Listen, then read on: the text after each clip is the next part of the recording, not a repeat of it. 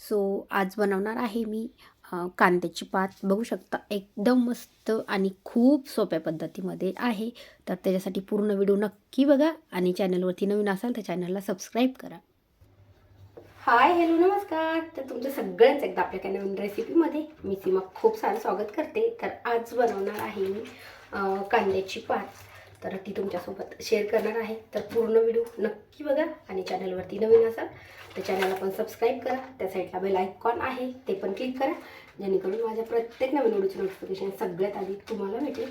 आणि बघू शकता ही घेतलेली आहे मी एक पेंडी पात. काल रविवार होता, मार्केटमधून आणली आणि काल पालक भजी बनवले होते.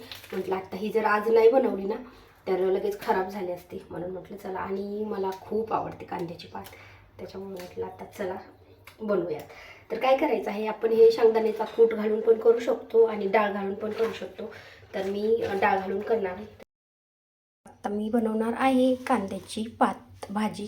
तर त्याच्यासाठी घेतलेली आहे एक गड्डी आणली होती मार्केटमधनं आणि त्याचे जे कांदे आहेत ना ते काढून घेतलेत. आणि शेंडा वगैरे असं खराब असेल ना तर तो काढून टाकायचा आहे. आणि पिवळं वगैरे पान पडलेलं असेल तर ते पण काढायचं आहे. तर बघू शकता आता मी एकदा ही स्वच्छ पाण्यामध्ये धुवून घेतली.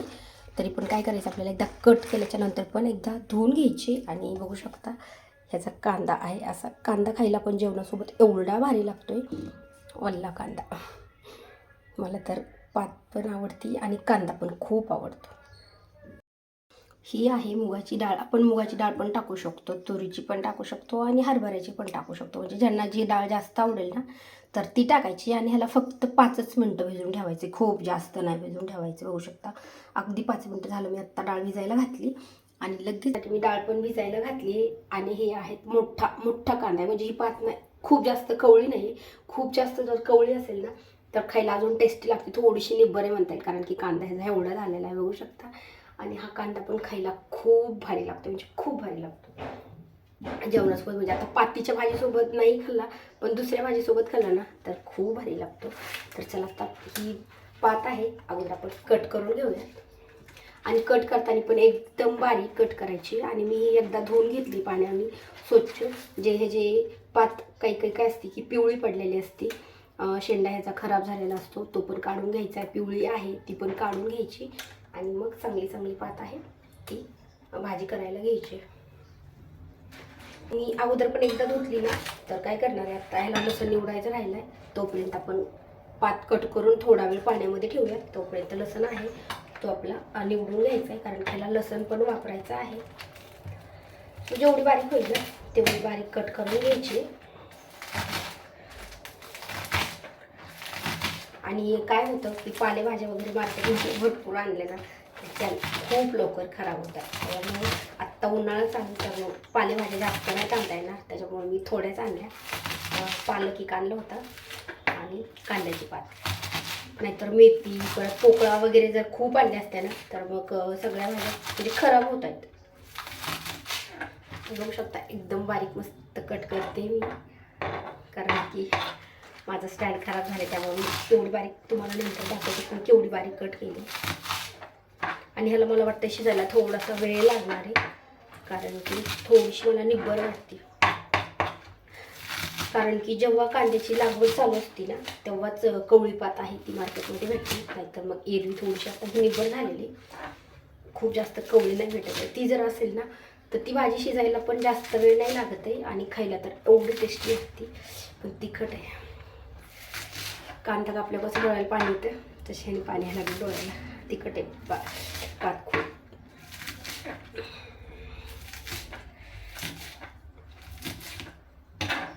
पूर्ण पेंडी आहे धरायची अशी घट्ट, म्हणजे निसटत नाही. आणि सगळी आहे ती एकत्र कट करता येते आपल्याला. सो आत्ता रुद्रांचा शाळेचा पण टायमिंग होईल, 11 वाजले. बघू शकता मी पूर्ण भाजी कट केली, तुम्हाला दाखवते किती बारीक कट केली.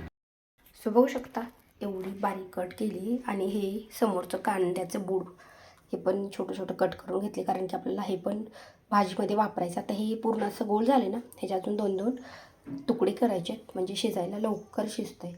आणि कांद्याला एवढं ठेवायचं म्हणजे कांदा थोडे दिवस जरी राहिलं ना तरी खराब नाही होते. आता भाजी मस्त कट करून झाली, डाळ तर भिजलेलीच आहे आपली. आत्ता लसूण निवडून घेते आणि लगेच बघू शकता आता ही पात आहे ही ह्याच्यामध्ये टोपल्यामध्ये काढली आणि आता आपल्याला ह्याला धुवून घ्यायचं.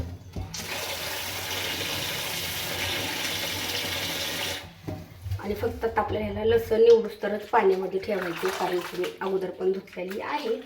आणि आता आपण घेऊयात लसूण निवडून, डाळ पण भिजली आहे. आणि आता मी ही बनवणार आहे लाल तिखटाची. आपण लाल तिखटाची बी बनवू शकतो आणि हिरव्या मिरचीची पण बनवायची असेल तर हिरव्या मिरचीची पण बनवू शकतो. सो त्याच्यासाठी आता मी घेणार आहे 1 कांडी लसूण. खूप जास्त घालायची गरज नाही, कारण ही कांद्याची पात आहे त्याच्यामुळे पण थोडा तरी लागणारच आहे.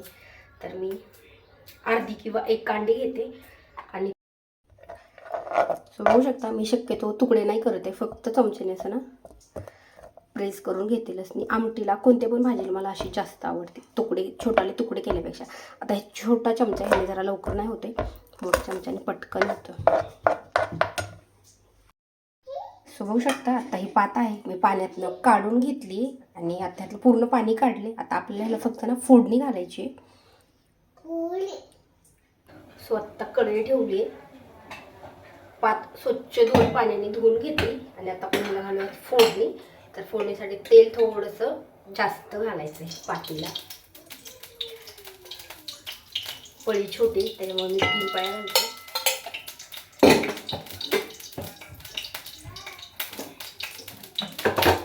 आणि आता घालायचे थोडेसे जिरे आणि लसणी. जिरे छान तडतडले की लगेच आपण ह्यात लसणी घालूया.